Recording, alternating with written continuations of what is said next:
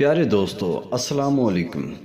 آج ہم آپ کو ایک ایسی جگہ لے جا رہے ہیں جو سنہری تاریخ کا ایک یادگار ہے۔ پچھلے دنوں ہمیں وادی نیلم آزاد کشمیر کی سیر کا موقع ملا۔ کشمیر جسے جنت نظیر بھی کہا جاتا ہے، خوبصورتی میں اپنا ثانی نہیں رکھتی۔ بلند و بالا پہاڑ، سرسبز و شاداب چراگاہیں، آبشاریں، دریا، سطح سمندر سے تقریباً 20 سے 25 ہزار فٹ بلند یہ جگہ بہت خوبصورت جگہ۔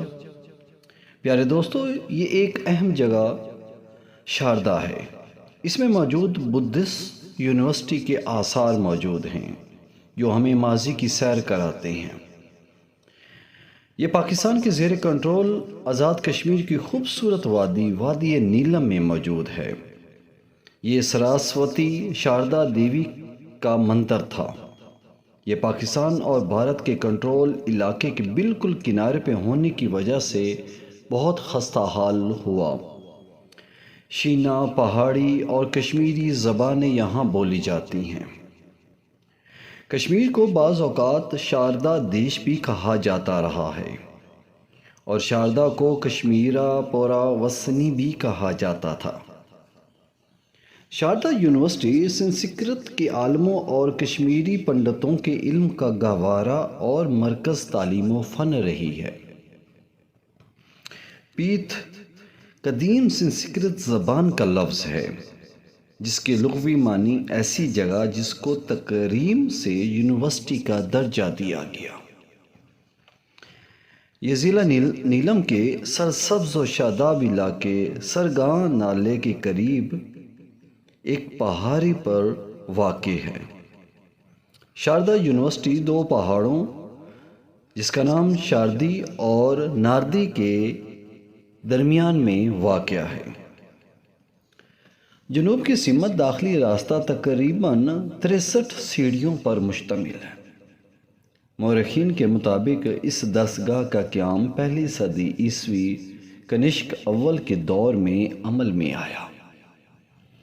مورخین کے مطابق شاردا میں ہی 9ویں صدی عیسوی میں قدیم دیوناگری رسم الخط شاردا تخلیق کیا گیا۔ قدیم دور میں جنوبی ایشیا، وسطی ایشیا اور چین سے طالب علم حصول علم کے لیے یہاں کا رخ کرتے تھے۔ یہاں پر سنسکرت کے عالموں، کشمیری پنڈتوں اور بدھ پیشواؤں کی مذہبی تعلیم کے علاوہ فلسفہ، منطق اور فن کا گہوارہ رہا ہے۔ البیرونی نے اپنی کتاب الہند میں شاردا کا کچھ یوں ذکر کیا ہے کہ یہ سری نگر کے جنوب میں واقع ہے۔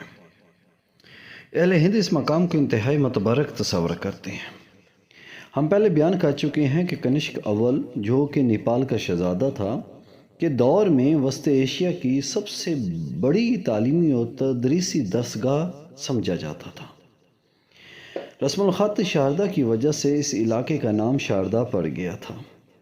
اس عمارت کو کنشک اول نے 24 عیسوی تا 27 عیسوی میں تعمیر کروایا تھا۔ 63 کا عدد جنوبی ایشیا کی تاریخ میں مذہبی حیثیت رکھتا تھا۔ یہاں ایک تالاب بھی موجود تھا جو کہ اب موجود نہیں ہے۔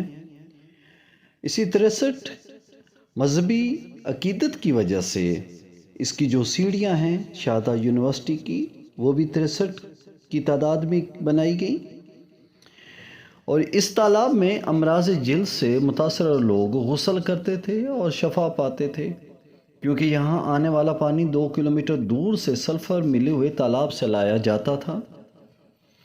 اس کے علاوہ کشمیر کے پہاڑوں کے دامن میں شاردا نامی لکڑی کا حیرت انگیز بت تھا جس کے پاؤں کو چھونے سے انسان کو ماتھے پر پسینہ پھوٹ پڑتا تھا، اور اشٹامی کی مقدس رات کے نصف پہر کو تیرتھ کا مرکزی حصہ کسی غیبی طاقت کی مدد سے جھومتا تھا۔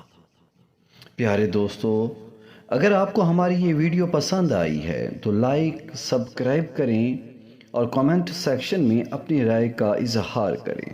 شکریہ۔